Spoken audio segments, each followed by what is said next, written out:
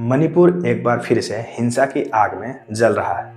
मणिपुर की सरकार ने बेहद विषम परिस्थिति में हिंसा करने वाले को देखते ही गोली मारने का आदेश दिया है। 3 मई को मणिपुर के हाई कोर्ट के एक आदेश के बाद पूरा राज्य हिंसा की आग में समा गया। हिंसा की वजह से अब तक 9,000 लोग विस्थापित हुए हैं। राज्य सरकार अभी यह बताने की स्थिति में नहीं है कि हिंसा में कितने लोगों की जानें गई और कितने लोग घायल हुए हैं।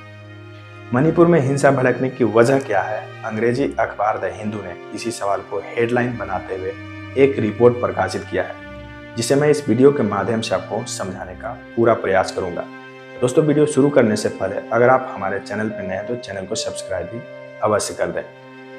मणिपुर में बीजेपी की अगुवाई वाली सरकार ने फरवरी महीने में संरक्षित इलाकों से अतिक्रमण हटाना शुरू किया था और तभी से तनाव है। लोग सरकार के इस रुख का विरोध कर रहे थे, लेकिन हालात बेकाबू 3 मई को मणिपुर हाई कोर्ट के एक आदेश से हुआ। हाई कोर्ट ने सरकार को निर्देश दिया था कि 10 साल पुरानी सिफारिश को लागू करे, जिसमें गैर जनजाति मेतई समुदाय को जनजाति में शामिल करने की बात कही गई थी। दोस्तों, मणिपुर की भौगोलिक संरचना में ही कई तरह के समानताएं निहित हैं। मणिपुर एक फुटबॉल स्टेडियम की तरह है, जिसमें इंफाल वैली बिल्कुल सेंटर में प्ले फील्ड है और बाकी चारों तरफ से पहाड़ी इलाके गैलरी की तरह काम करती है। 4 हाईवे हैं, जिसमें से 2 हाईवे मणिपुर की लाइफ लाइन है। ये 2 हाईवे मणिपुर को बाकी दुनिया से जोड़ती है। मणिपुर के 10% भूभाग पर गैर जनजातीय मेतई समुदाय का दबदबा है। मणिपुर की कुल आबादी में मेतई समुदाय की हिस्सेदारी लगभग 64% से भी ज्यादा है। मणिपुर के कुल 60 विधायकों में 40 विधायक इसी समुदाय से आते हैं। 90% पहाड़ी भौगोलिक क्षेत्र में इस प्रदेश की 35% मान्यता प्राप्त जनजातियां रहती हैं, लेकिन इन जनजातियों से केवल 20 विधायक ही विधानसभा तक पहुंच पाते हैं। मेतई समुदाय का बड़ा हिस्सा हिंदू है और बाकी मुस्लिम। जिन 33 समुदायों को जनजाति का दर्जा मिला है वे नागा और कुकी जनजाति के रूप में जाने जाते हैं। ये दोनों जनजातियां मुख्य रूप से ईसाई हैं। मेतई ट्राइब यूनियन की एक याचिका पर सुनवाई करते हुए मणिपुर के हाई कोर्ट ने राज्य सरकार को 19 अप्रैल को 10 साल पुरानी केंद्रीय जनजातीय मामलों के मंत्रालय की सिफारिश प्रस्तुत करने के लिए कहा था। इस सिफारिश में मेतई समुदाय को जनजाति का दर्जा देने की बात कही गई है।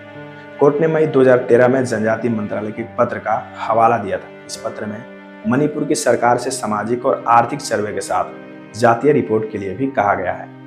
Schedule tribe demand committee of Manipur यानी कि STDCM 2012 से ही मेतई समुदाय को जनजाति का दर्जा देने की मांग कर रहा था।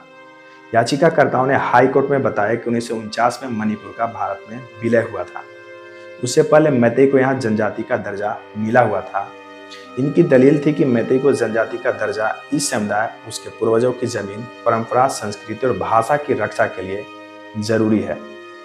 STDCM ने यह भी बताया कि मेतई को बाहरियों के अतिक्रमण से बचाने के लिए संवैधानिक कवच की जरूरत है। इनका कहना है कि मेतई को पहाड़ों से अलग किया जा रहा है, जबकि जिन्हें जनजातीय दर्जा मिल चुका है या मिला हुआ है वे सिकुड़ते इंफाल वैली में जमीन खरीद सकते हैं।